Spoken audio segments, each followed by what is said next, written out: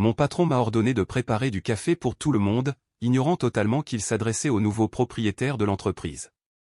Bienvenue sur notre chaîne. Avant de nous plonger dans cette tournure inhabituelle des événements, veuillez prendre un moment pour aimer et vous abonner, nous permettant ainsi de continuer à vous proposer des histoires captivantes comme celle-ci. La journée a commencé comme n'importe quel lundi maussade, la ville enveloppée par une pluie persistante. Je suis arrivé à l'entreprise ce matin-là, tenant un parapluie noir contre la pluie battante, le cœur débordant d'un mélange d'anticipation et peut-être d'une touche d'appréhension. J'entrais dans un rôle différent de tout ce que j'avais occupé auparavant, un poste de responsabilité ultime, mais pour le moment, enveloppé dans le secret. J'avais été informé que mon nom n'avait pas encore été officiellement enregistré dans le système, un retard bureaucratique qui représentait une opportunité inattendue. J'ai décidé de m'en emparer, de me faufiler inaperçu et d'observer tranquillement le fonctionnement interne de l'organisation avant d'annoncer ma véritable position. Mon objectif principal était d'acquérir une compréhension non filtrée de l'environnement de travail, des rythmes quotidiens et des dynamiques complexes qui existaient entre les employés. Plus précisément, je voulais désespérément vérifier si les rumeurs omniprésentes d'arrogance et de comportement autoritaire qui s'accrochaient à mon futur patron étaient effectivement vraies. Alors que je m'approchais de l'entrée principale, la réceptionniste, une femme aux yeux gentils et à l'attitude professionnelle, m'a poliment intercepté et m'a proposé son aide. J'ai répondu en expliquant que je commençais en tant que nouvel employé des ressources humaines, soucieux de maintenir la mascarade. À aucun moment je n'ai trahi ma véritable identité en tant que nouveau propriétaire de l'entreprise, car il me semblait absolument crucial d'être témoin du traitement authentique que je recevrais, sans aucune coloration de la connaissance de mon autorité. Le hall d'entrée était un espace spacieux, les murs de verre permettant à la lumière grise du matin de filtrer, créant un contraste saisissant avec les œuvres d'art vibrantes de l'entreprise. L'air bourdonnait d'une énergie nerveuse, un courant sous-jacent constant de pas précipités se mêlant aux sonneries insistantes des téléphones qui semblaient ne jamais cesser de clamer. Choisissant de bouger délibérément, je déambulais calmement dans les couloirs, saluant timidement les employés qui jetaient des regards curieux dans ma direction. Mon rythme était mesuré, mes observations pointues. Puis, comme invoqué par mes pensées, mon patron, sujet de tant d'histoires murmurées et de mise en garde, s'est brusquement matérialisé devant moi. Sans préambule, il m'a demandé d'aller chercher du café pour tout le monde, comme si c'était la seule tâche subalterne qu'un employé nouvellement embauché pouvait accomplir. Les mots lui tombèrent comme un coup de poing dans le ventre. J'ai senti une boule se former dans ma gorge et un frisson inattendu parcourir ma colonne vertébrale, pas tant à cause de la nature de la demande elle-même, mais plutôt à cause de la manière dédaigneuse et méprisante avec laquelle il m'a parlé, sans même prendre la peine d'établir un contact visuel. Ce fut un moment charnière, une confirmation nette et indéniable que la culture du travail que je souhaitais si ardemment améliorer avait cruellement besoin d'une réforme profonde et fondamentale. Malgré la vague d'indignation qui menaçait de m'envahir, je me forçais à sourire, à exprimer une expression de soumission et à demander combien de personnes j'allais servir.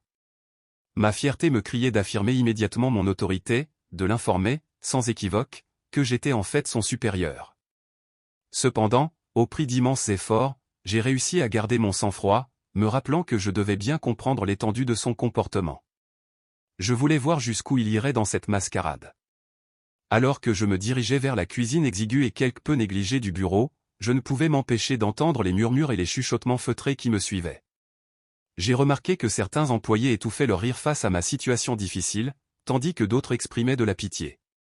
Soigneusement, méticuleusement, j'ai préparé le café, chaque étape étant un acte délibéré de défi contre le ressentiment qui couvait en moi.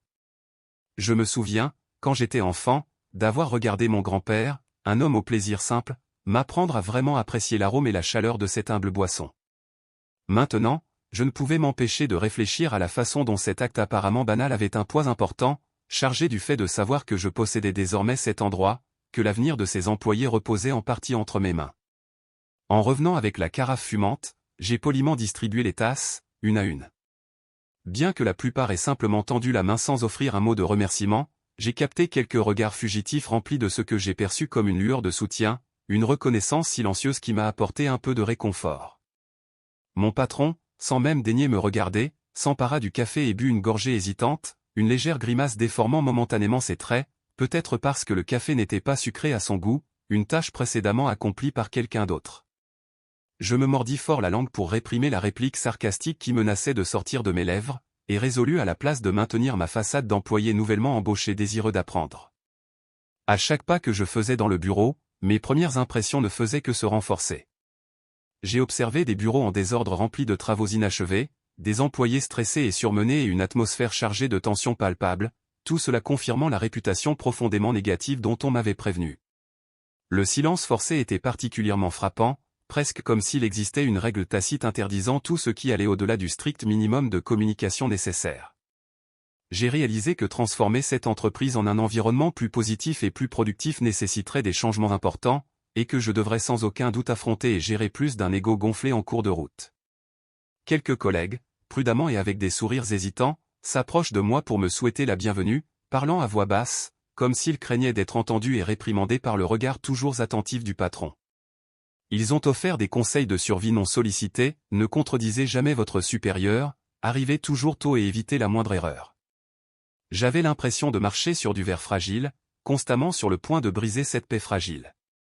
J'ai résisté à l'envie de partager mes projets ou de révéler ma véritable position, sachant qu'il était crucial de voir jusqu'où mon patron pousserait son comportement abusif, convaincu que je n'avais aucun pouvoir.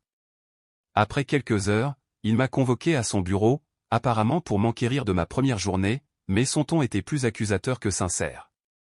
Mes yeux ont scanné le somptueux mobilier de son bureau, un contraste saisissant avec les cabines exiguës et mal éclairées où travaillait la majorité des employés. Je me demandais de combien d'avantages personnels il bénéficiait alors que ses employés luttaient sous le poids d'une pression constante. Il m'a regardé avec une lueur hautaine dans les yeux, soulignant ses attentes en matière de ponctualité et de résultats exceptionnels, me faisant clairement comprendre qu'il ne tolérerait pas la moindre erreur. Les histoires que j'avais entendues d'employés licenciés sans préavis pour des délits insignifiants résonnaient dans mon esprit, renforçant ma conviction que ce schéma de peur et d'intimidation profondément enraciné devait être brisé immédiatement. J'ai retenu l'envie irrésistible de le remettre immédiatement à sa place, d'exposer ma véritable identité et de récupérer mon autorité légitime. Au lieu de cela, j'ai simplement hoché la tête en signe d'acquiescement, m'engageant à répondre à toutes ses attentes. Cependant, ma fierté a été vivement attisée lorsque j'ai considéré l'injustice inhérente au fait d'être traité comme un simple stagiaire alors qu'en réalité, j'étais en fin de compte responsable de chaque décision commerciale au sein de l'entreprise. J'ai quitté ces fonctions avec la ferme conviction que cette première journée constituerait un tournant décisif pour l'avenir de l'entreprise. Je ne pouvais pas encore révéler mon identité, mais j'étais déjà en train d'élaborer un plan pour frapper au moment idéal, avec un impact maximum. Malgré cela, un léger pincement de remords me rongeait. Je n'aimais pas particulièrement la tromperie, mais je comprenais que le succès de ma stratégie dépendait du maintien de ce secret soigneusement construit. Je suis rentré chez moi ce soir-là avec un mélange complexe d'émotions, attendant avec impatience le jour où je pourrais libérer tout le monde de cet environnement oppressant et affirmer mon autorité légitime. J'ai pensé à ma famille et à la façon dont j'avais hérité de l'entreprise après le décès prématuré de mon père, un homme qui croyait au respect, à la coopération et à la valeur inhérente de chaque employé. J'ai décidé d'honorer sa mémoire et de protéger l'héritage qu'il m'avait confié.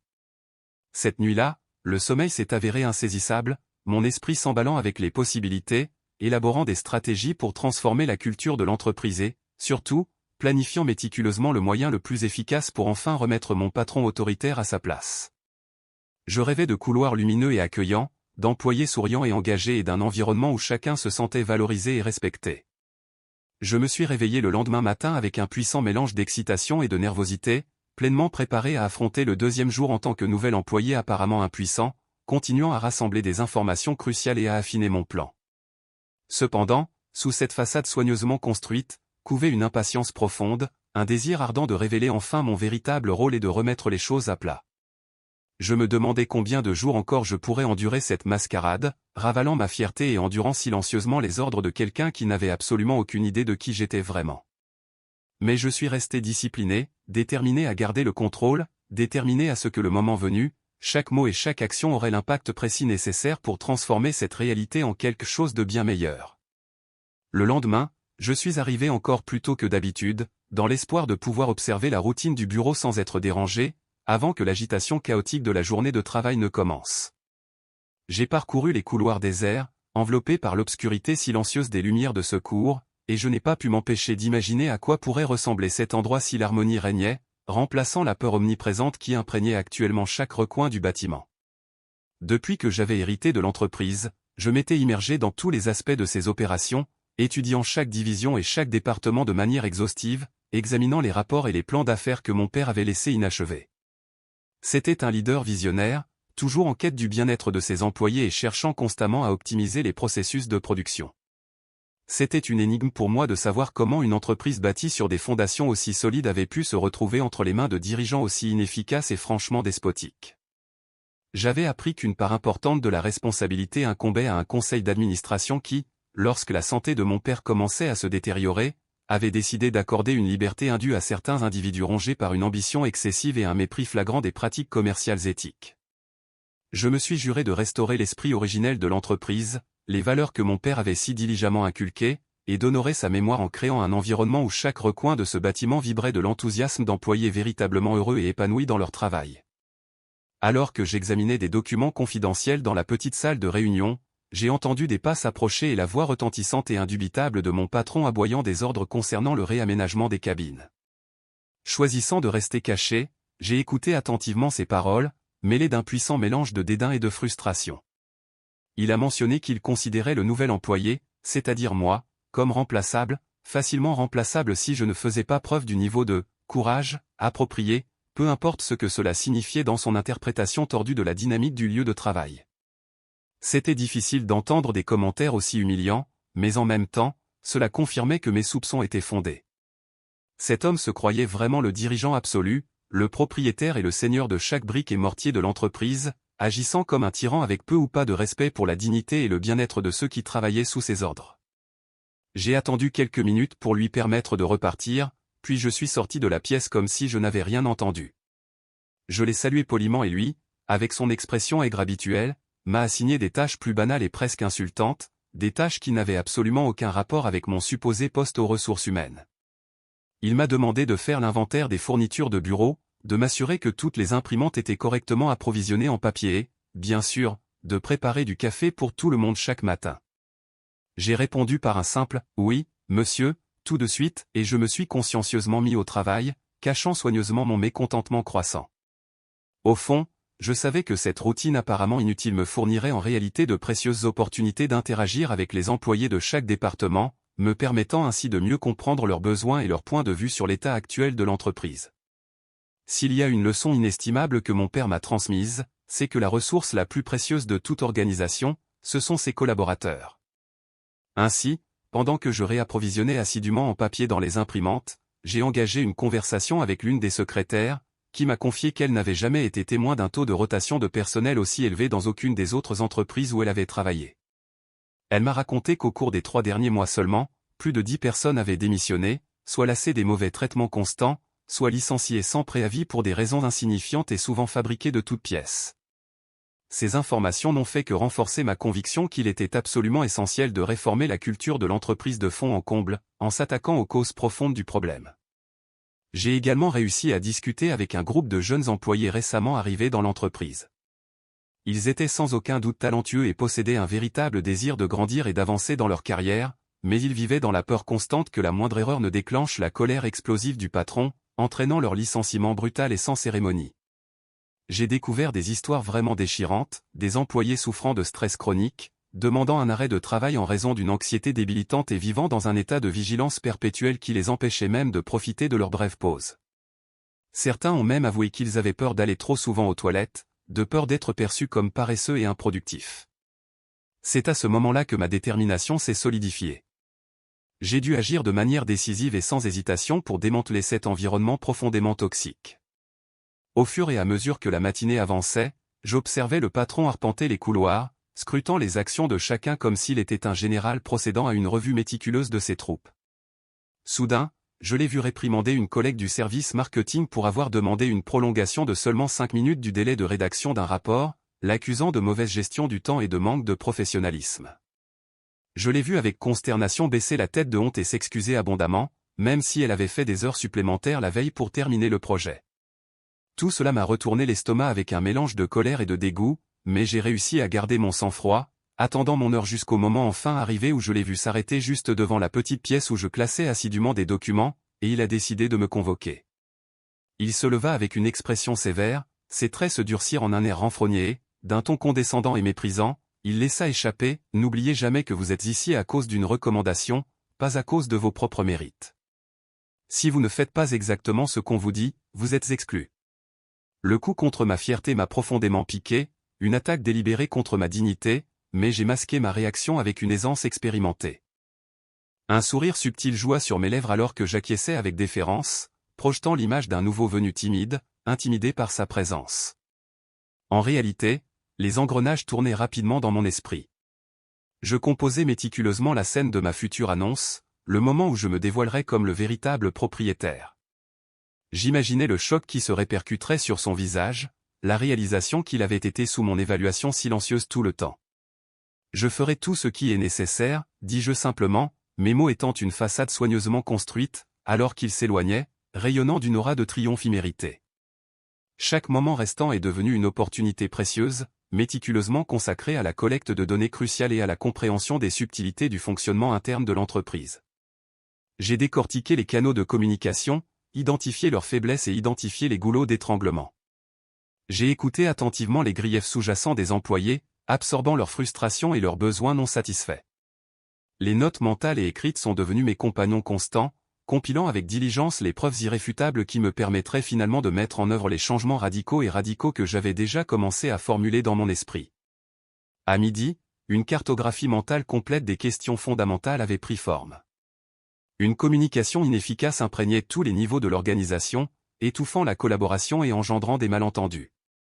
La motivation était alarmante, remplacée par un sentiment omniprésent d'apathie et de désengagement.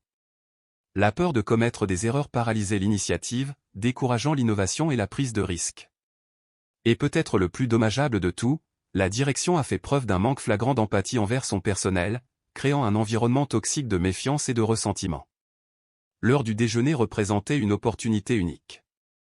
Je me suis aventuré dans la cafétéria interne très animée de l'entreprise, un espace habituellement évité par la direction. Des regards curieux suivaient chacun de mes mouvements alors que je parcourais la salle bondée. Des questions provisoires se sont posées, d'où viens-je? Quel était mon rôle ici? En choisissant mes mots avec le plus grand soin, j'ai répondu que j'avais envie d'apprendre et de grandir au sein de l'entreprise, en cachant soigneusement ma véritable identité et mes intentions. Partager un repas avec les salariés s'est avéré être une expérience profondément révélatrice. J'ai observé un contraste poignant entre leurs sourires lasses, gravés par la fatigue d'une pression constante, et l'étincelle d'espoir qui brillait encore en eux. Ils ont parlé franchement des difficultés liées au travail sous une pression incessante, mais ils se sont accrochés à l'espoir que quelqu'un, d'une manière ou d'une autre, arriverait pour rétablir l'ordre et l'équité. C'était profondément émouvant d'assister aux actes discrets de solidarité qui les liaient ensemble, aux petits gestes de soutien qu'ils s'offraient mutuellement au milieu de l'adversité. Ils m'ont accueilli chaleureusement, m'offrant une place et partageant leurs maigres portions comme s'ils sentaient la vulnérabilité que je projetais. J'ai réalisé que je n'étais pas le seul à avoir des secrets. Beaucoup possédaient des projets personnels et des idées brillantes, idées qu'ils n'osaient pas exprimer par crainte de représailles. Cela a renforcé ma conviction que ma révélation éventuelle serait plus qu'un simple changement de leadership, ce serait une lueur d'espoir, un rayon de lumière perçant les ténèbres oppressantes. Le reste de l'après-midi a été consacré aux tâches banales qui m'étaient confiées, déplacer de lourds cartons, vérifier minutieusement les inventaires, le tout réalisé avec une humilité sans faille. J'ai noté l'absence presque totale d'interaction directe du patron avec les employés, à l'exception de réprimandes occasionnelles pour des erreurs perçues. Il a délégué la communication à ses subordonnés immédiats, qui semblaient avoir adopté son attitude autoritaire. Cependant, sous la surface, j'ai détecté un courant de malaise. Certains semblaient profondément mal à l'aise avec le style de commandement despotique. Ils se conformaient simplement à la culture dominante, poussés par la peur de perdre leurs moyens de subsistance. Dans des moments privés avec ces chefs de service, j'ai senti leur malaise lorsqu'ils donnaient des ordres qu'ils considéraient clairement comme injustes, voire humiliants. Il est devenu de plus en plus évident qu'il y avait des individus au sein de l'organisation qui étaient prêts à accepter un nouveau leadership, à condition que cela leur offre un environnement sûr et favorable dans lequel s'exprimer librement. Cette nuit-là, de retour dans la solitude de ma maison, j'ai méticuleusement révisé les observations de la journée. J'ai transformé des notes éparses en documents organisés, créant des organigrammes illustrant la répartition des fonctions au sein de l'entreprise. J'ai soigneusement réfléchi à la manière d'initier les changements nécessaires, en élaborant une stratégie de transformation systémique. Ma question centrale restait, à quel moment précis et de quelle manière dois-je révéler ma véritable identité de propriétaire? J'avais envie de faire une déclaration puissante et décisive, mais j'ai également reconnu l'importance d'instaurer la confiance avec les employés sur le plan humain, et pas seulement en tant que supérieur.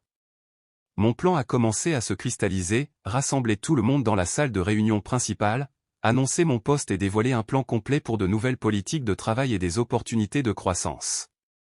Je savais que ce serait un choc sismique et je ne pouvais pas prédire la réaction du patron actuel. Mais j'étais déterminé, je mettrais fin à son règne de terreur et sauverais l'entreprise de la mauvaise gestion qui causait tant de dégâts à la fois à ses employés et à ses performances financières. Avant de m'endormir, je me suis fait une promesse solennelle, je ne laisserai plus passer beaucoup de temps. Chaque jour qui passait, il devenait de plus en plus difficile de réprimer mon désir ardent d'affronter l'homme qui se croyait invincible. Ma deuxième journée au sein de l'entreprise n'avait fait que renforcer ma détermination, j'allais orchestrer une transformation complète et profonde de ce lieu. Le matin du troisième jour s'est levé doux et clair, mais en moi, l'atmosphère était chargée d'anticipation électrique. Je suis entré dans le bâtiment avec la même prudence calculée, conservant mon anonymat soigneusement construit et saluant les visages qui commençaient à me reconnaître. J'ai détecté un changement dans leur regard, un nouveau soupçon caché dans leurs yeux. Peut-être commençait-il à se demander pourquoi je ne semblais pas aussi craintif ou aussi pressé que les autres. Conscient de cette surveillance croissante, j'ai fait un effort concerté pour adopter une attitude accessible et collaborative, dans l'espoir désespéré d'éviter de déclencher des signaux d'alarme qui pourraient mettre en péril mes plans soigneusement élaborés. Fidèle à son habitude, le patron m'a intercepté dans un des couloirs, le visage gravé d'impatience. Il m'a brusquement demandé de l'accompagner à son bureau. Une lueur d'appréhension me parcourut, avait-il découvert quelque chose? Mais en entrant dans le bureau, j'ai trouvé deux autres employés assis avec raideur sur des chaises, le visage sombre et inquiet. J'ai supposé qu'il s'agissait d'une réunion impromptue convoquée pour résoudre un problème qu'il jugeait urgent. Sans préambule ni introduction, mon patron s'est lancé dans une tirade sur l'importance de la ponctualité et de la responsabilité, accusant les personnes présentes de ne pas avoir soumis un rapport critique ou de ne pas avoir livré des documents importants à temps. Je suis resté en périphérie, observant et analysant silencieusement la dynamique de la situation. Soudain, il pivota, pointant un doigt accusateur directement vers moi. Cette nouvelle fille, aboya-t-il, bien qu'elle ait été recommandée, doit apprendre des erreurs des autres, sinon elle se retrouvera aussi réprimandée que vous deux. Le commentaire visait clairement à m'intimider, à renforcer sa dynamique de pouvoir et à susciter la peur chez les autres employés. Cependant, plutôt que de la peur, j'ai ressenti un élan de compassion pour les deux individus sous son examen. Sachant que ma position était inattaquable, la douleur de ses paroles était à peine ressentie. La réunion a duré une vingtaine de minutes, pendant lesquelles mon patron a continué à se vanter de sa capacité à garder le contrôle grâce à son leadership, d'une main de fer. J'ai observé le ressentiment grandissant dans le regard des autres salariés, leur désir de voir cesser cette épreuve, de simplement reprendre leur travail. Finalement, la réunion s'est terminée et j'ai quitté le bureau, un mélange d'indignation et de profonde pitié bouillonnant en moi. Je n'ai pas pu m'empêcher de m'attarder sur les immenses dégâts infligés par son style de leadership toxique. J'ai décidé qu'en plus de rassembler des preuves et des témoignages, il était temps de commencer à mettre en œuvre de petits changements stratégiques qui ouvriraient la voie à ma transition vers le commandement officiel. J'ai tiré parti de la tâche qui m'était assignée, consistant à classer et classer des documents dans divers départements, comme une opportunité de dialoguer avec des employés plus fiables. J'ai posé des questions directes, quels changements considéraient-ils comme une priorité? Quels obstacles les empêchaient de réaliser leur plein potentiel? Quelles idées ont-ils eues pour améliorer leur productivité sans sacrifier leur bien-être mental? Leurs réponses furent comme une révélation, une explosion d'idées éclaircissantes. Ils ont évoqué le besoin pressant de programmes de formation complets, de salles de repos décentes et confortables et d'une plus grande flexibilité dans leurs horaires pour mieux concilier vie personnelle et vie professionnelle.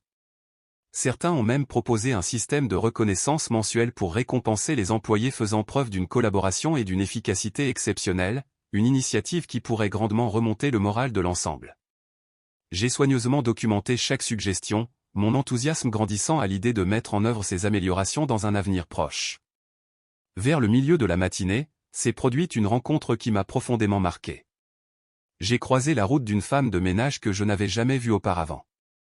Elle s'appelait Flore et son visage portait des marques d'épuisement, mais une douce douceur persistait dans ses yeux. Je me suis arrêté pour la saluer et elle, avec une pointe de timidité, m'a confié que ce n'était que son deuxième jour de travail.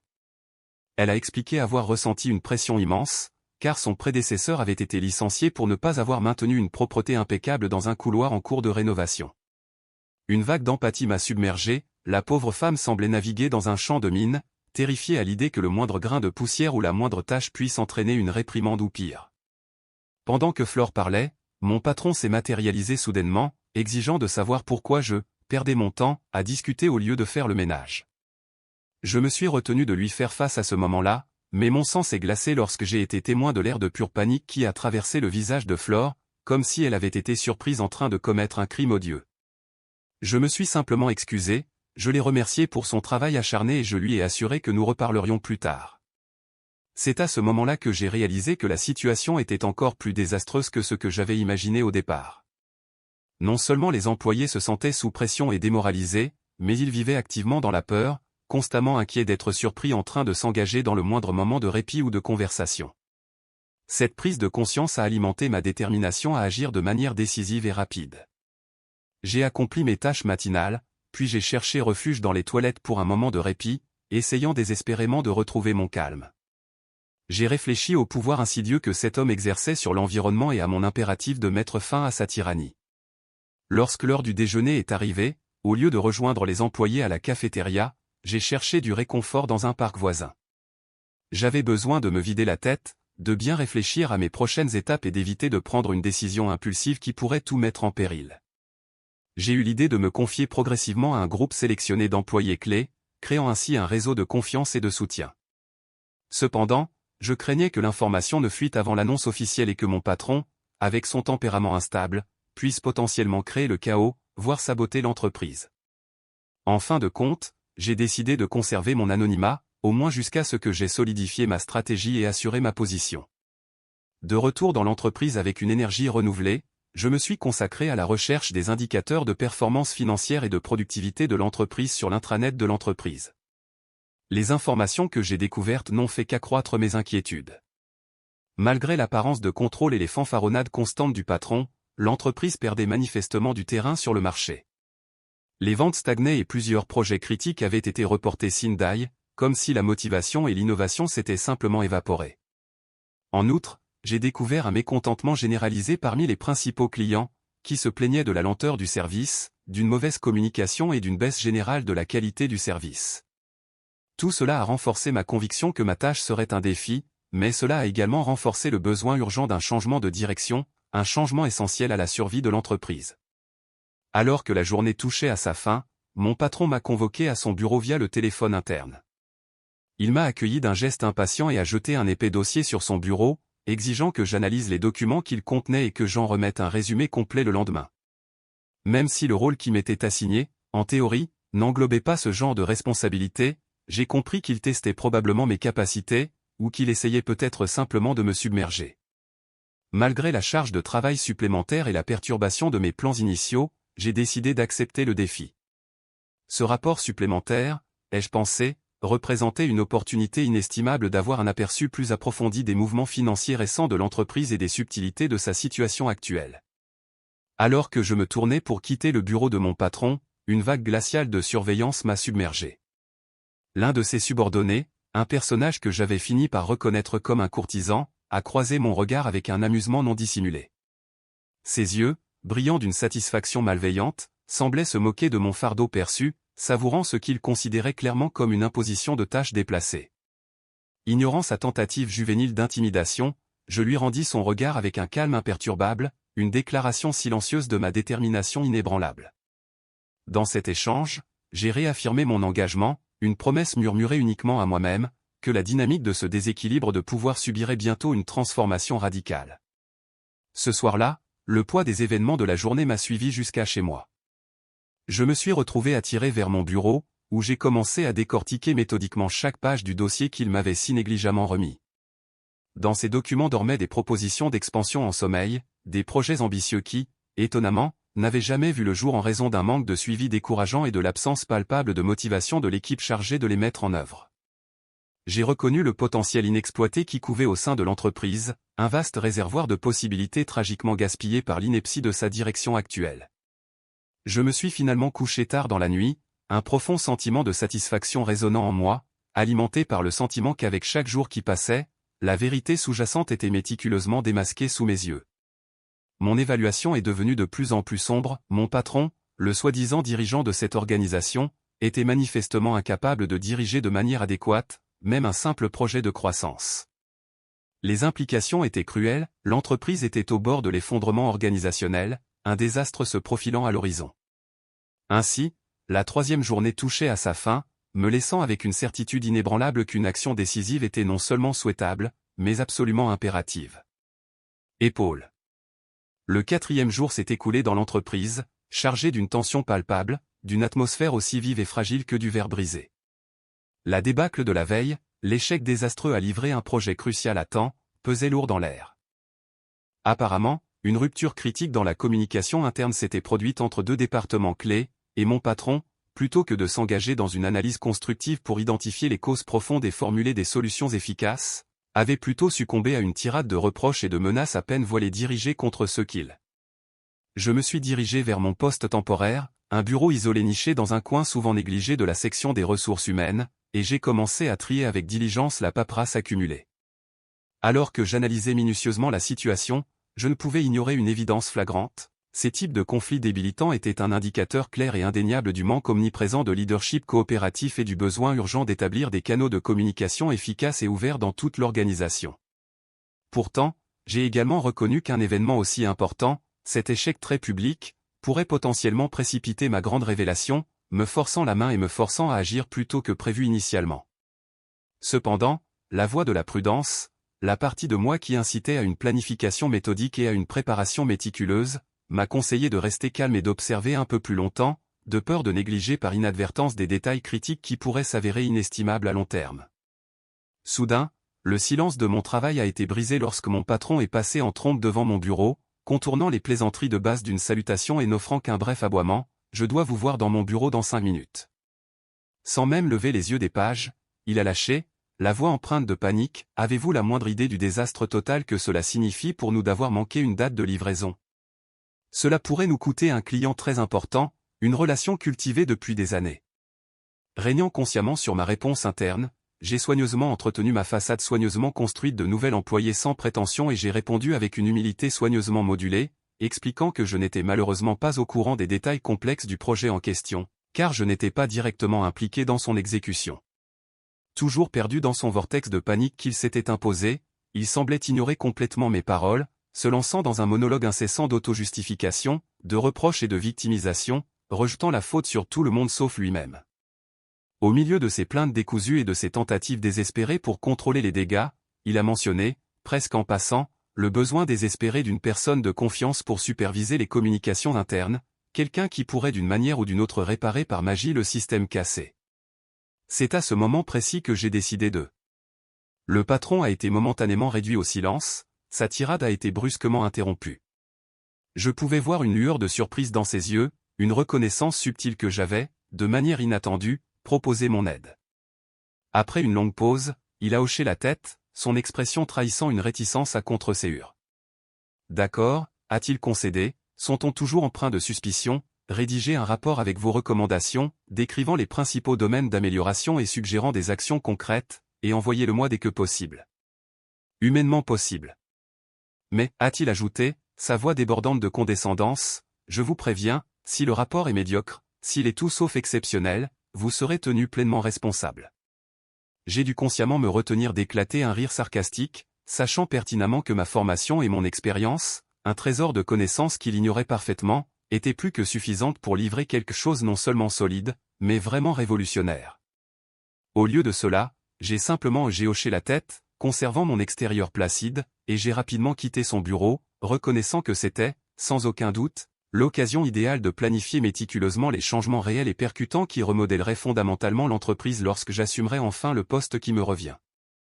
J'ai consacré les heures suivantes à une nouvelle campagne d'enquête discrète, m'engageant dans une série de conversations discrètes avec des employés clés de divers départements, collectant méticuleusement des renseignements critiques sur les chaînes de communication existantes, les rôles des superviseurs intermédiaires, les méthodologies utilisées pour rendre compte des progrès et le flux global d'informations.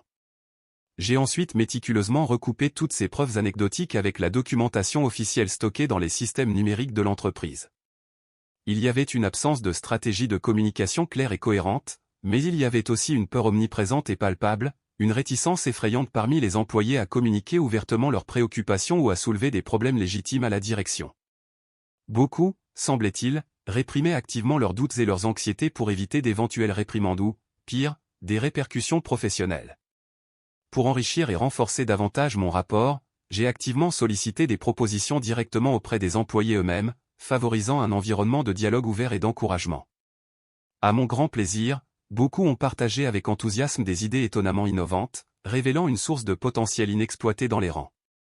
Un autre encore a suggéré le besoin urgent de programmes complets de formation en leadership conçus pour doter les managers des compétences essentielles nécessaires pour diriger efficacement des équipes et gérer les conflits de manière proactive. Le fait d'être témoin de leur enthousiasme et de leur véritable désir de contribuer à l'amélioration de l'entreprise m'a rempli d'un élan d'enthousiasme, un aperçu alléchant de jusqu'où l'entreprise pourrait s'élever si ses talents existants étaient correctement responsabilisés et nourris, plutôt que activement réprimés et étouffés. Pendant ce temps, mon patron continuait son règne de terreur, arpentant les couloirs avec un air suffisant, émettant des commentaires péjoratifs avec une cruauté désinvolte et pointant du doigt tout malheureux qui osait croiser son chemin sans afficher le niveau requis d'obéissance servile et inconditionnelle dont il avait si désespérément besoin. Ce climat oppressant persistera bien plus longtemps. Vers midi, une fois les données cruciales enfin compilées et organisées, je me suis assis pour commencer à rédiger le rapport complet, ressentant un sentiment d'utilité et de détermination. Tandis que les mots coulaient, j'ai décidé de demander conseil à une collègue de confiance au sein du département des ressources humaines, quelqu'un dont je respectais le jugement et dont j'appréciais les idées. J'ai soigneusement partagé le projet avec elle, sollicitant son opinion honnête et ses critiques constructives. Elle a dévoré le rapport avec un empressement presque fiévreux, ses yeux s'écarquillant à chaque page qui passait. Quand elle a finalement après avoir terminé, elle m'a regardé avec un véritable étonnement, la voix étouffée par l'incrédulité, tandis qu'elle me demandait doucement comment j'avais réussi à acquérir une compréhension aussi détaillée et nuancée du fonctionnement interne de l'entreprise et des principes complexes des méthodologies de communication d'entreprise en si peu de temps. Choisissant d'éviter une explication potentiellement révélatrice, j'ai simplement hésité, me limitant à un vague aveu que j'avais, un peu étudié le sujet, et que je possédais, une certaine expérience antérieure, malgré mon collègue. Mon caractère évasif m'a félicité avec enthousiasme pour la clarté exceptionnelle et le caractère perspicace des propositions, mais a tempéré ses éloges avec une forte dose de réalité, me conseillant sérieusement de ne pas m'attendre à un accueil particulièrement enthousiaste de la part de mon patron. Elle a ensuite offert un vote de confiance, exprimant sa conviction que, même si la réponse initiale était tiède, le rapport pourrait servir de point de départ essentiel, de catalyseur de changement qui, tôt ou tard, conduirait inévitablement à un environnement de travail plus positif et plus productif. Fort des encouragements de mon collègue et armé du rapport complété, j'ai ressaisi mes nerfs et me suis dirigé vers le bureau de mon patron, prêt à affronter tout ce qui m'attendait. Je l'ai trouvé affalé sur sa chaise, se massant les tempes avec un air de lassitude totale, le visage gravé d'une expression de perpétuelle contrariété et entouré d'un fouillis chaotique de papiers en désordre. Il a pris beaucoup plus de temps, mais il s'est abstenu de verbaliser sa surprise. Il a accepté la pile de pages sans un mot, a commencé à les feuilleter avec un désintérêt superficiel, laissant échapper de temps à autre des « un son qui n'offrait aucune indication claire d'approbation ou de scepticisme. Quelques minutes de silence gênant s'étendirent entre nous, épais de tension tacite, jusqu'à ce qu'il lève enfin les yeux, son regard perçant et impénétrable, et dit « Pas mal, je suppose. Il y a quelque chose ici que nous pourrions peut-être essayer, en supposant qu'elle ne nécessite pas trop d'efforts. Mais ne vous attendez pas à des miracles. Croyez-vous honnêtement que le simple fait d'organiser quelques réunions et de mettre en œuvre une nouvelle plateforme résoudra comme par magie tous nos problèmes? » Je ne pouvais pas manquer le cynisme sous-jacent dans son ton, le scepticisme profond qui semblait imprégner tout son être.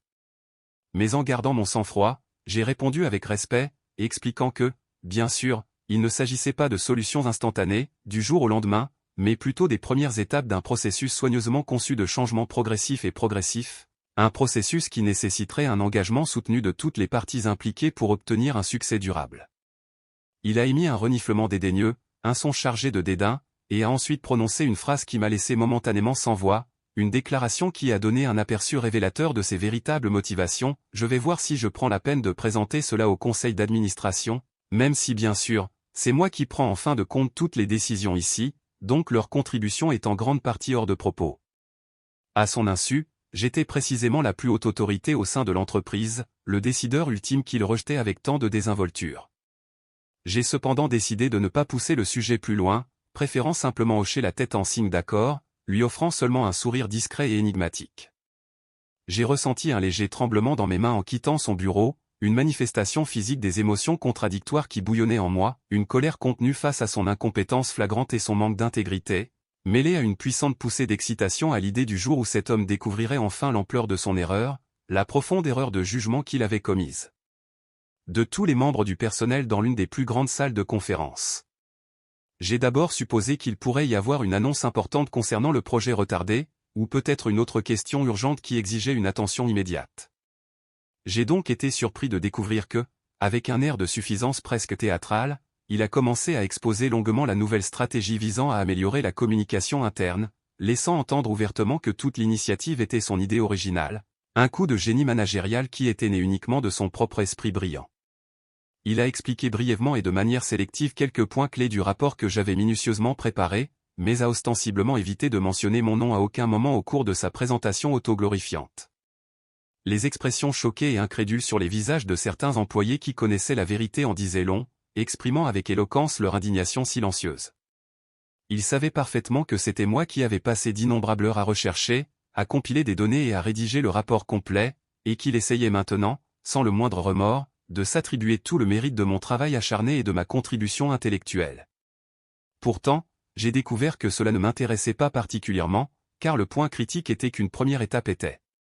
À la fin de son discours, le patron, dans une dernière démonstration de suffisance, a déclaré « Cette proposition sera soigneusement évaluée par le conseil d'administration lors de la prochaine réunion prévue, et je déciderai ensuite de l'exécuter ou non, en fonction de mon propre jugement d'expert. » Ferme, accroché à mon plan soigneusement élaboré, convaincu que le bon moment se présenterait assez tôt et que, quand il se présenterait enfin, personne d'autre ne pourrait voler ma paternité ou saper mes intentions sincères de réforme radicale.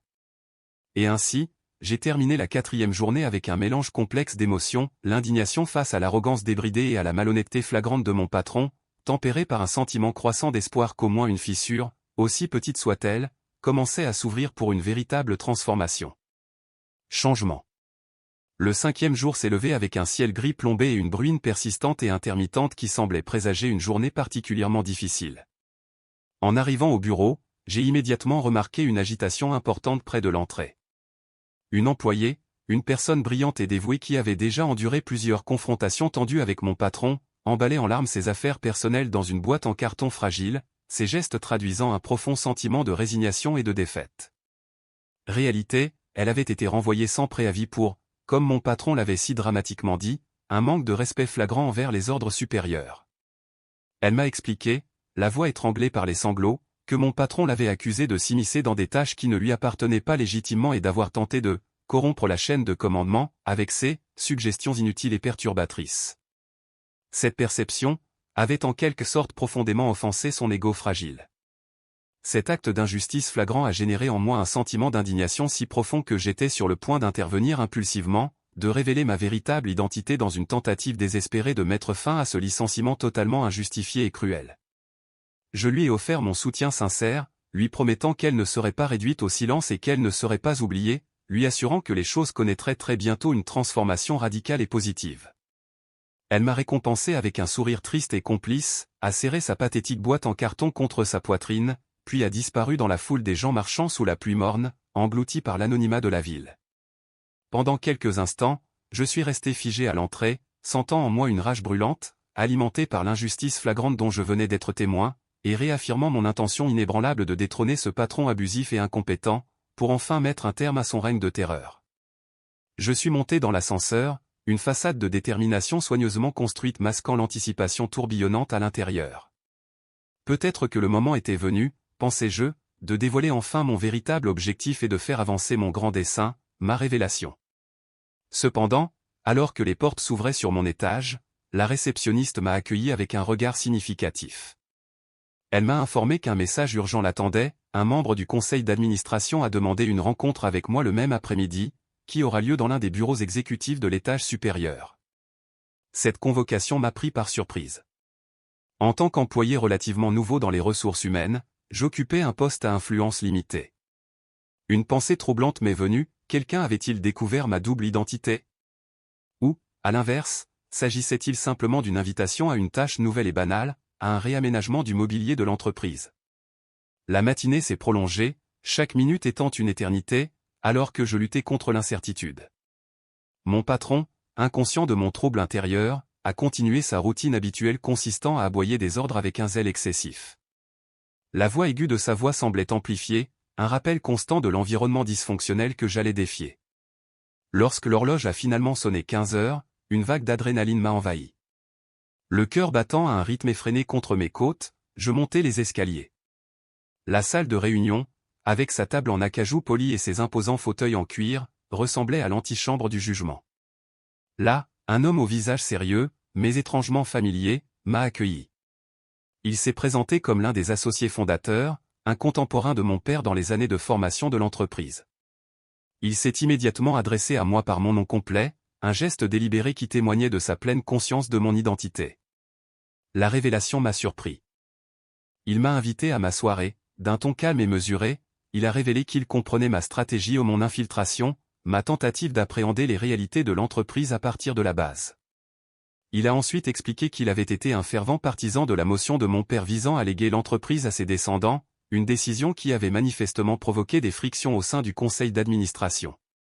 Il a avoué sa désapprobation des méthodes brutales du patron actuel, déplorant que pendant la maladie de mon père, il ait été impuissant à empêcher la prise de pouvoir qui s'était produite. Il a ensuite livré une évaluation sans détour, l'entreprise avait cruellement besoin d'un changement de direction, et il était prêt à m'offrir tout son soutien lorsque j'ai choisi de prendre ma décision. Le soulagement m'envahit, le poids écrasant de l'isolement momentanément levé. Pourtant, le malaise persistait. Mes actions n'étaient plus aussi secrètes que je l'avais cru. Je lui ai demandé prudemment s'il pensait que le moment était venu pour une annonce aussi dramatique. Il a soupiré, un son chargé d'années de bataille d'entreprise, et a répondu que le conseil d'administration devait se réunir dans quelques jours pour évaluer les récents et lamentables résultats financiers. Il a suggéré que cela pourrait être le moment idéal pour révéler ma véritable position. La clé, a-t-il souligné, était de me présenter un plan complet et convaincant pour remettre l'entreprise sur la bonne voie, anticipant ainsi toute réaction de mon patron. J'ai écouté attentivement, absorbant sa sagesse et ses idées stratégiques. Il avait raison. Je l'ai remercié pour son soutien indéfectible, lui assurant que je me consacrerais à l'élaboration d'un plan définitif, en tirant parti des précieuses informations que j'avais diligemment collectées. J'ai quitté la salle de conférence les nerfs à vif, mais soutenu par un sentiment renouvelé de détermination et de confiance. J'ai résolu de conserver ma façade de « nouvel employé » jusqu'au jour de la réunion, en continuant à recueillir des renseignements et, surtout, à surprendre mon patron au moment où il s'y attendait le moins.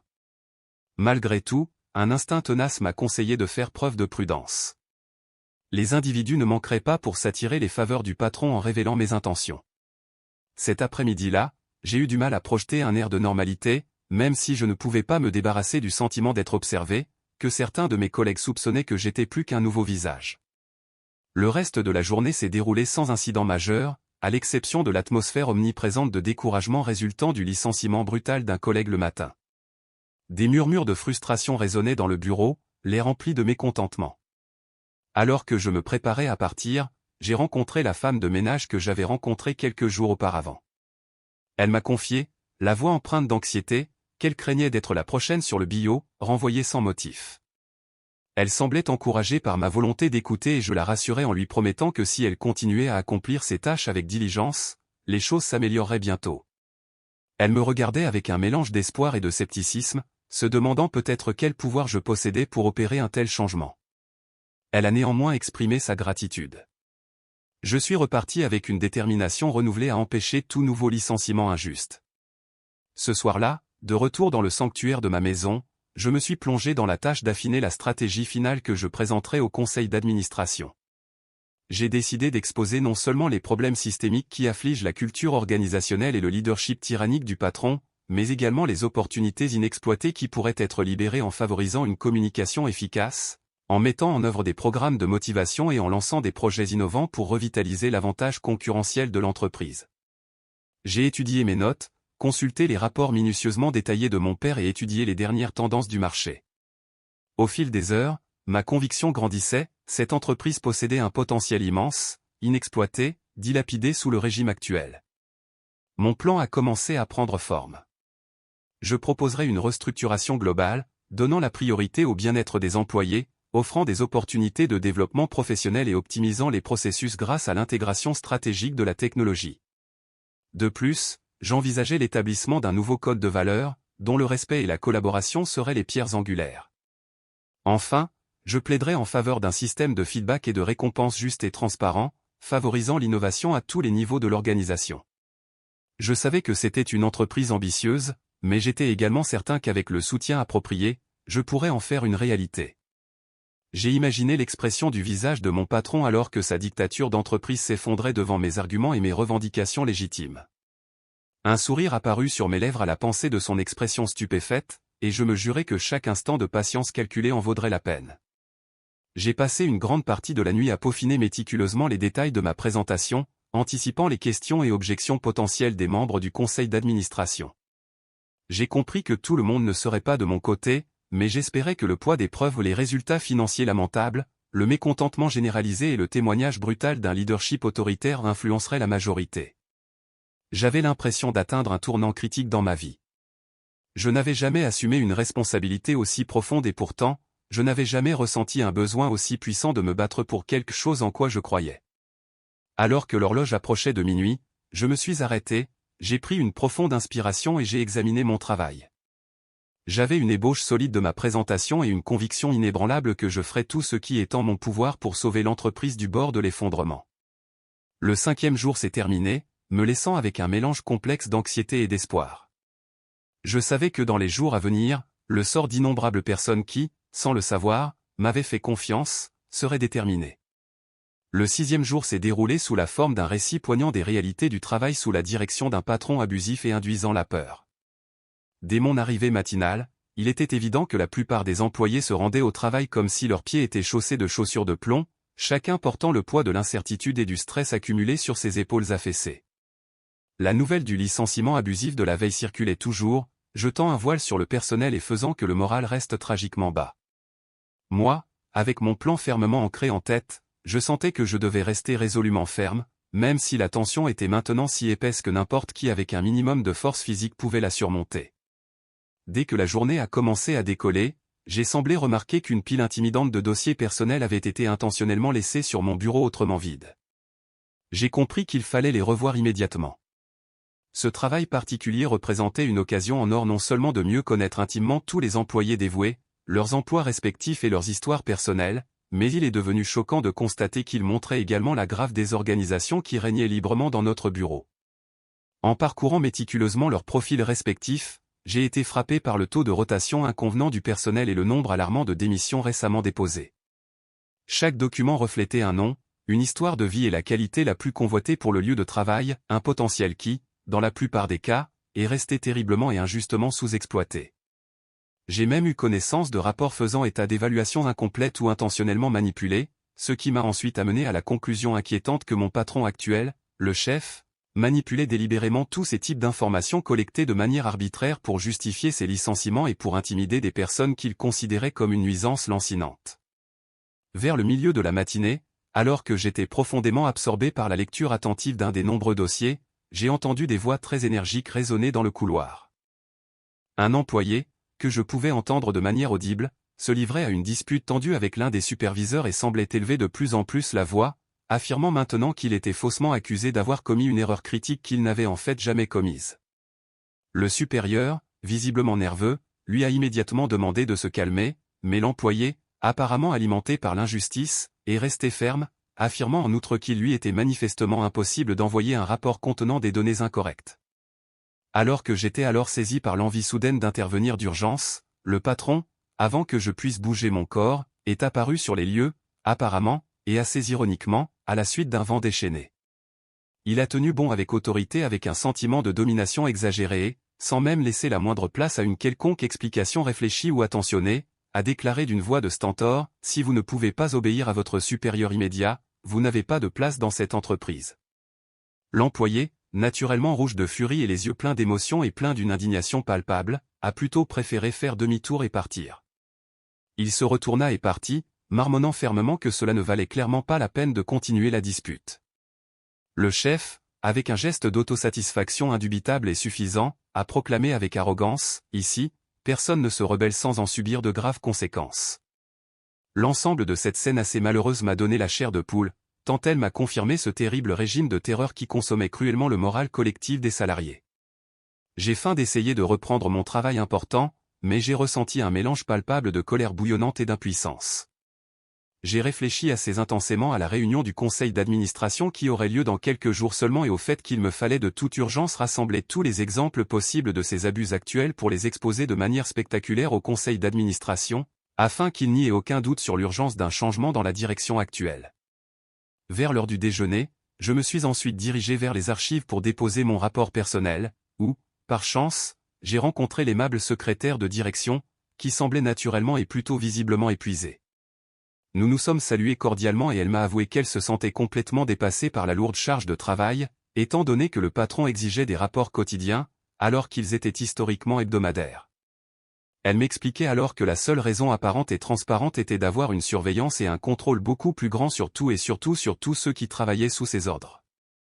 Le secrétaire, toujours attentif, révélait alors dans un murmure à peine audible que le patron avait la fâcheuse habitude d'examiner minutieusement chaque courrier électronique entrant et sortant, afin de rechercher désespérément toute forme de complot ou de menace contre son image de plus en plus fragile.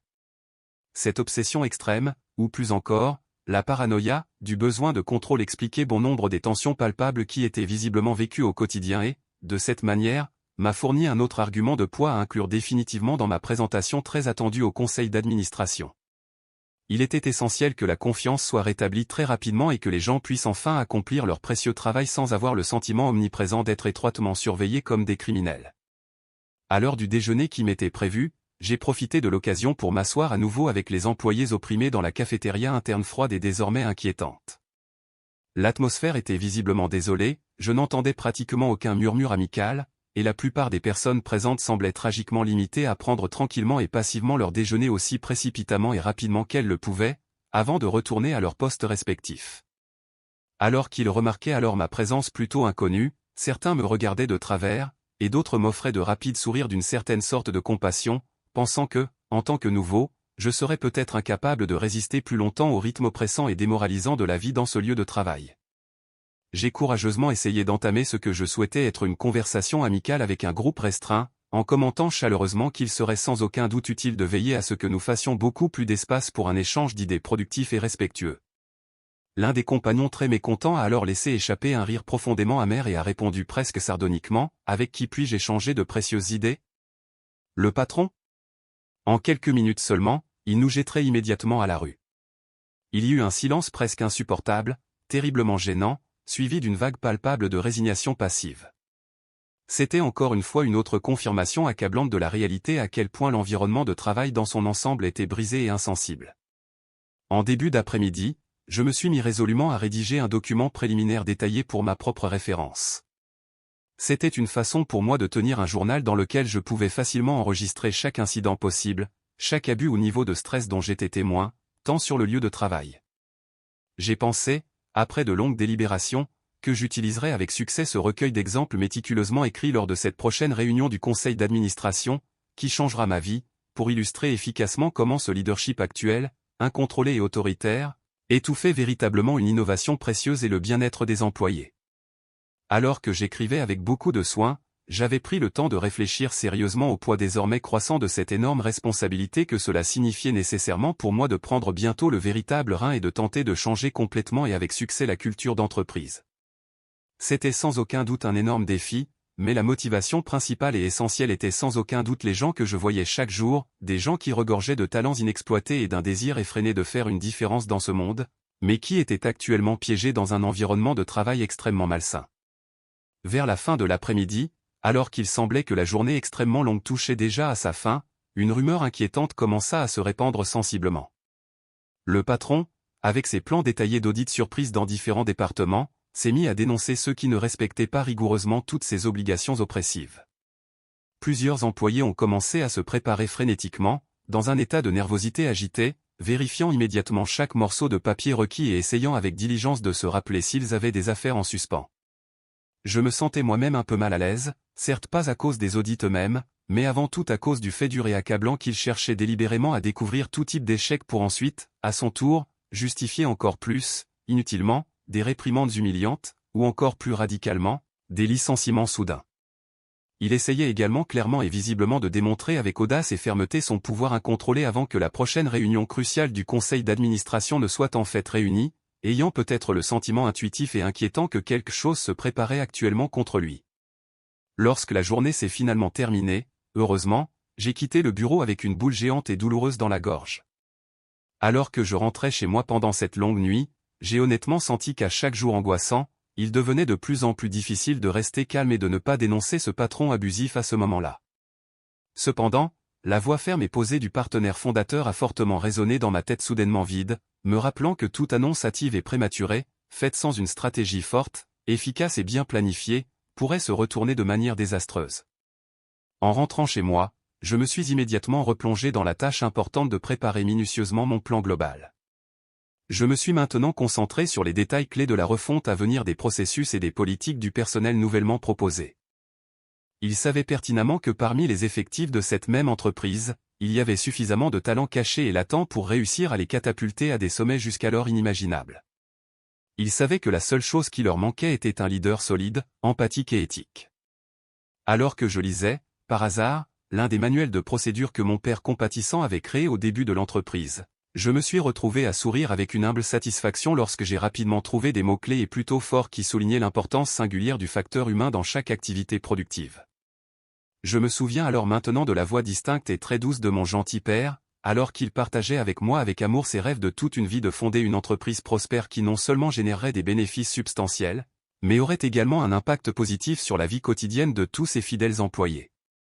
J'ai maintenant immédiatement et puissamment ressenti un sentiment renouvelé d'engagement envers cet héritage toujours sacré et je me suis tranquillement promis, au plus profond de mon esprit, que quel que soit le coût actuel ou futur, je libérerai enfin, sans équivoque, cette grande entreprise de la tyrannie profondément enracinée de ce méchant patron et honorerai consciencieusement l'idéal chéri de ma famille adorante.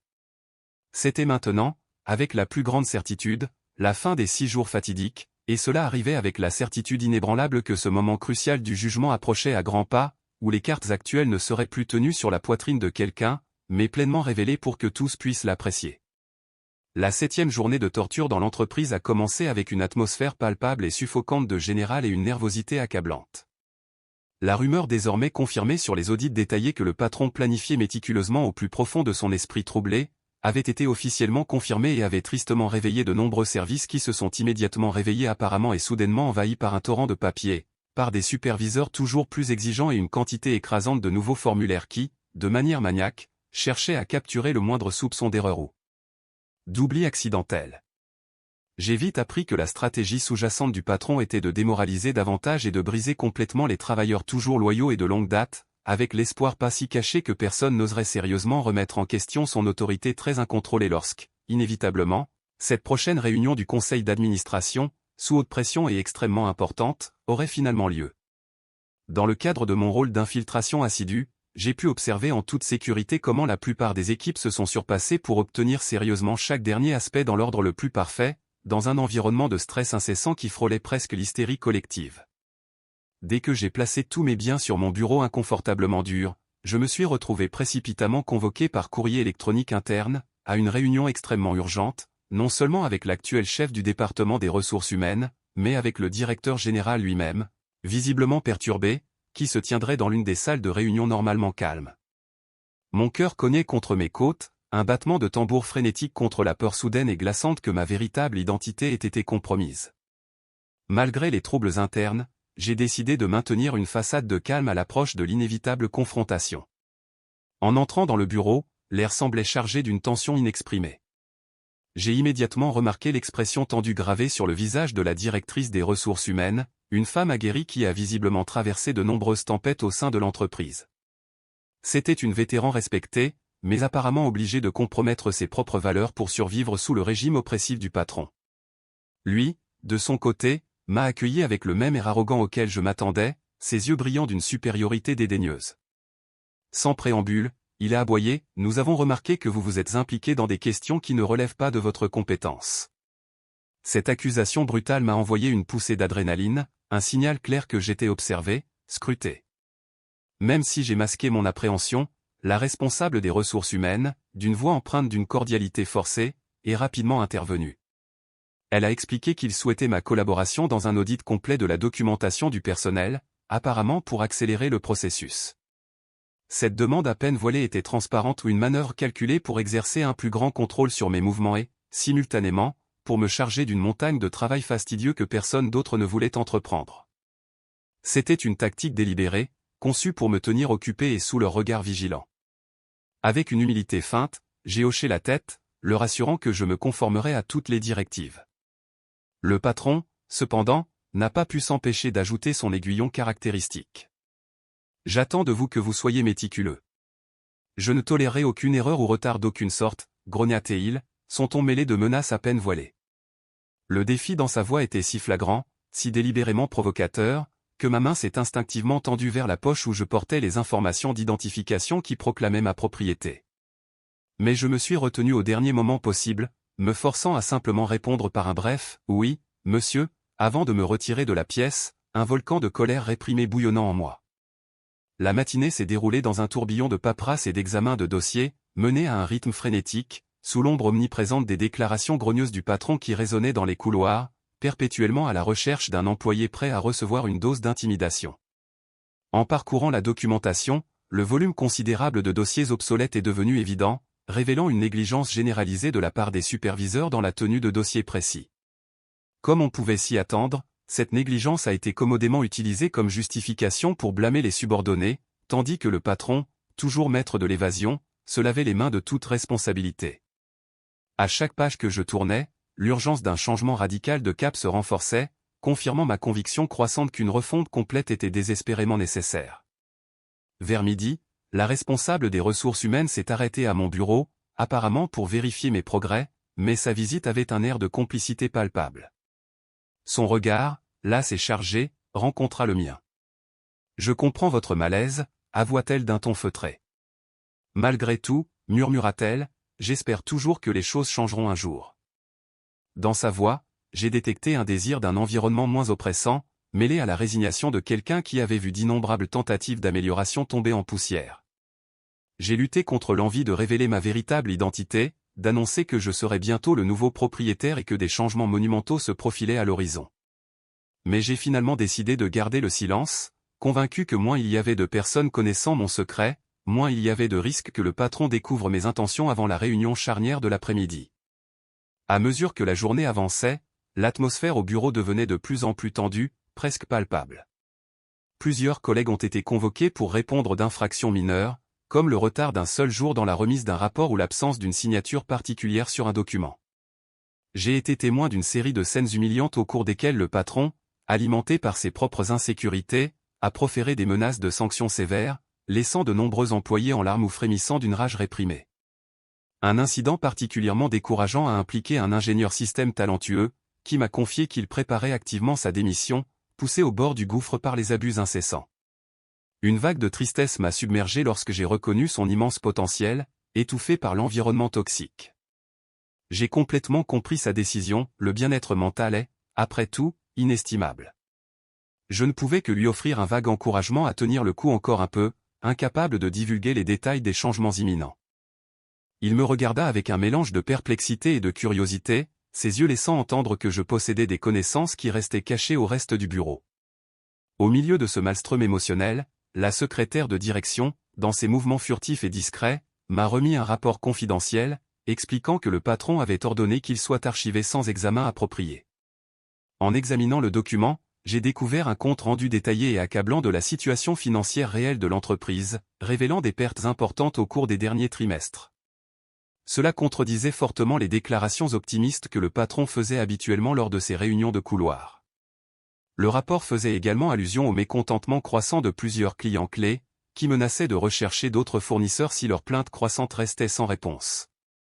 Ce document constituait un élément de preuve essentiel pour ma prochaine présentation au conseil d'administration, car il révélait sans équivoque la mauvaise gestion désastreuse qui affligeait actuellement l'entreprise. J'ai exprimé ma gratitude à la secrétaire pour sa confiance, en protégeant soigneusement le rapport, pleinement conscient de son potentiel explosif. La journée s'éternisait, chaque heure paraissant une éternité. Alors que la journée de travail touchait à sa fin, j'ai observé un exode massif d'employés, désireux d'échapper à l'atmosphère étouffante et toxique. Moi aussi, je sentais le poids des événements de la journée peser sur mes épaules, parfaitement conscient que le temps passait rapidement et que ma grande révélation approchait à grands pas. J'étais déterminé à faire en sorte que chaque seconde compte, à garantir que chaque élément de preuve soit irréfutablement convaincant, à démontrer que sans un changement radical de cap, l'entreprise était vouée à une faillite imminente. Alors que je rassemblais mes affaires, j'ai rencontré le patron à la réception. Il me lança un regard hautain et, avec un sourire narquois cynique, remarqua « J'espère que tu seras à la hauteur, recrue. Demain sera un jour décisif. » Je n'ai pas pu m'empêcher de frémir devant l'ironie de ses paroles. En effet, la journée du lendemain sera décisive, mais pas comme il l'imaginait. Une fois à la maison, j'ai tenté de me détendre en préparant un dîner léger, mais mon esprit est resté fixé sur les événements de la journée, rejouant chaque scène avec une clarté implacable. Je trouvais inconcevable que quiconque puisse diriger une entreprise avec une attitude aussi répressive et dédaigneuse envers ses employés. C'était non seulement injuste en soi, mais aussi manifestement inefficace, comme l'indiquaient clairement les résultats financiers lamentables. J'étais encore plus convaincu que si mon père était encore en vie, il serait intervenu de manière décisive dès le premier signe d'une telle tyrannie.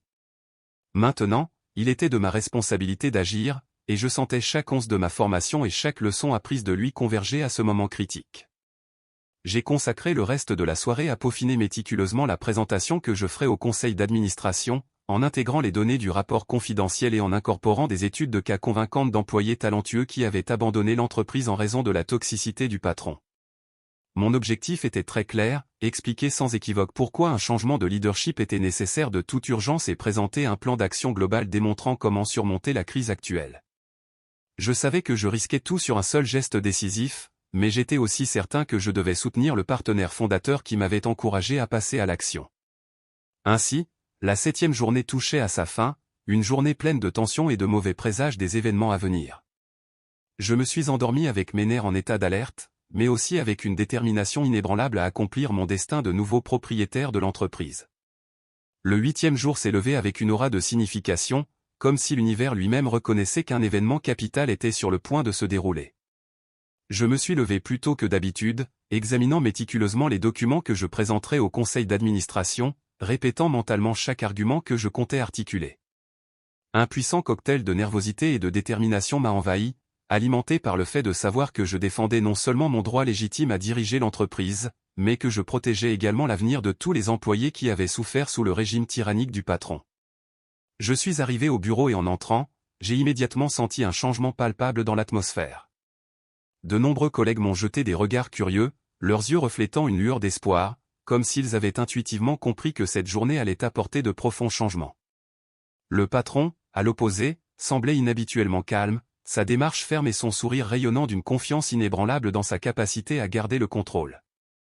Peut-être pensait-il que son audit surprise et ses licenciements injustifiés avaient réussi à renforcer sa position, semant la peur dont il avait besoin pour s'assurer que personne n'oserait contester son autorité lors des réunions du conseil d'administration.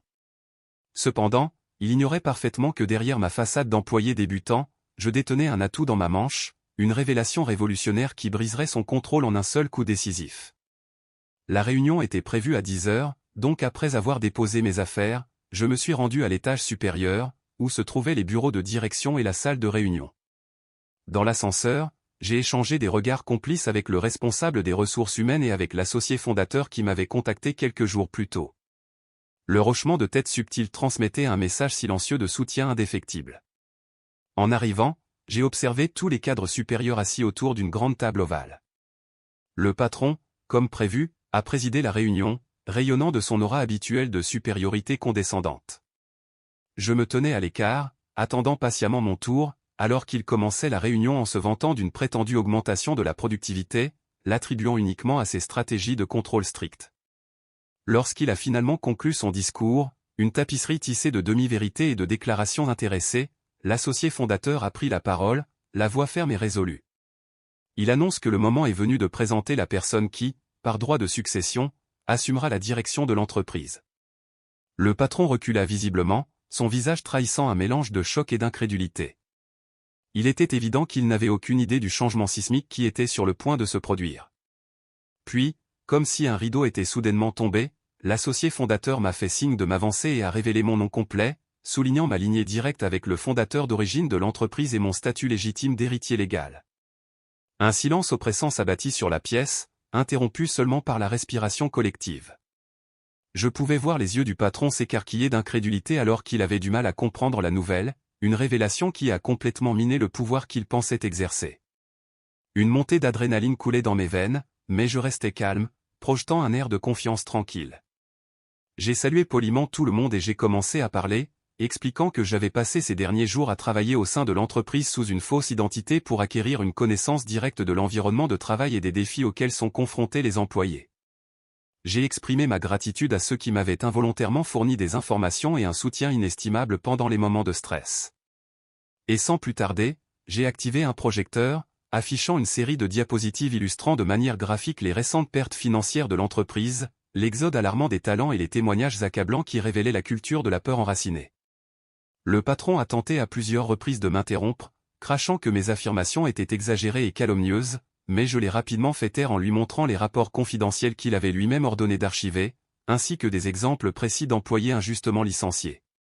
Le conseil d'administration est resté stupéfait, leur visage reflétant un mélange de choc et d'incrédulité face à la nature convaincante des preuves. J'ai ensuite présenté mon plan d'action complet, conçu pour restaurer la stabilité financière, rétablir la confiance avec les clients et, surtout, transformer la culture d'entreprise, en mettant l'accent sur la culture d'un leadership positif, d'une communication efficace et de la motivation des équipes. Le point culminant est arrivé lorsque, en ma qualité de propriétaire, j'ai proposé le retrait immédiat du patron de son poste, arguant que son style de leadership avait causé d'importantes pertes financières, porté atteinte à la réputation de la marque de l'entreprise et favorisé un environnement de travail non durable. L'associé fondateur a soutenu sans réserve ma motion, soulignant qu'il attendait depuis longtemps un changement radical pour sauver l'entreprise d'un déclin accéléré. Plusieurs managers ont exprimé leur accord, même si certains ont fait preuve d'une certaine hésitation, craignant peut-être de perdre leurs propres privilèges. Cependant, les dures réalités financières et les récits convaincants d'abus laissaient peu de marge au patron pour monter une défense crédible. C'est alors que le patron, le visage cramoisi de colère et de honte, a bondi de son siège et a frappé du poing sur la table en hurlant que tout cela n'était qu'un complot et qu'il poursuivrait l'entreprise en justice pour diffamation. Sa rage était si intense qu'il pouvait à peine articuler des phrases cohérentes, tandis que les autres managers le regardaient avec consternation. Gardant mon sang-froid, j'ai répondu calmement qu'il avait parfaitement le droit de se défendre légalement, mais que les preuves accablantes de sa mauvaise gestion parlaient d'elles-mêmes. J'ai ajouté que l'entreprise avait besoin d'un leadership responsable et humain et qu'en tant que nouveau propriétaire, je ne tolérerais plus aucune forme d'abus contre les employés. Avec un geste d'impuissance totale, il sortit en trombe de la pièce, laissant derrière lui une atmosphère de perplexité et un soulagement à peine contenu. J'ai profité de l'occasion pour remercier le conseil d'administration pour son temps et son attention, en demandant que les procédures légales de transition du commandement soient engagées immédiatement. Je leur ai assuré que j'avais déjà une équipe de confiance en place pour diriger les efforts de restructuration et que je bénéficiais du soutien de plusieurs départements désireux de collaborer pour faire avancer l'entreprise. Le partenaire fondateur a proposé un vote immédiat pour ratifier ma direction, et après une brève délibération, la motion a reçu un soutien massif. Ce fut un moment surréaliste, le point culminant de l'effort et de la patience qui avait caractérisé ces derniers jours. Une fois la réunion terminée, j'ai quitté la salle, parfaitement conscient que la bataille était loin d'être terminée. D'immenses défis se profilaient, reconstruire la confiance des employés qui avaient enduré tant de souffrances, restaurer les relations avec des clients dont les liens étaient presque rompus et, bien sûr, faire face à d'éventuelles représailles de la part du patron évincé. Cependant, une vague de profond soulagement m'a submergé, sachant que je pouvais enfin commencer à bâtir l'entreprise que mon père avait imaginée, une entreprise fondée sur le respect, l'innovation et la croissance partagée. La nouvelle s'est répandue dans le bureau comme une traînée de poudre. Certains salariés se sont approchés timidement pour me féliciter ou m'exprimer leur étonnement. D'autres ne savaient pas s'ils devaient continuer à me traiter comme un débutant ou faire une génuflexion devant le nouveau propriétaire.